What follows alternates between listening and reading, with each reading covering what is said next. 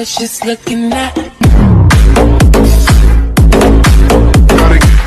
na ito kasi hinanap ko talaga siya guys sa TikTok kasi gusto kong gawin para sa inyo para makita nyo paano ginawa ng ganong TikTok. Pero guys, hindi ko yun pinayayabang kasi ginawa ko po talaga yun para sa inyo. And then guys,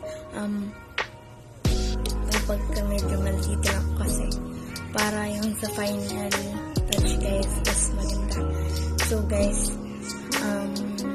pa-remind ko lang sa inyo guys, para po sa inyo hindi ko po ginawa dahil gusto ko lang ginawa ko po dahil sa inyo para makita nyo kung paano po gumawa ng TikTok. Pero hindi po na po first time ko lang po mag-makeup guys.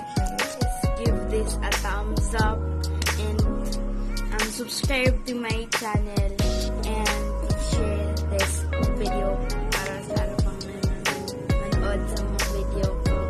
And thank you to all who see this video at magkita-kita po tayo sa sunod yung video guys.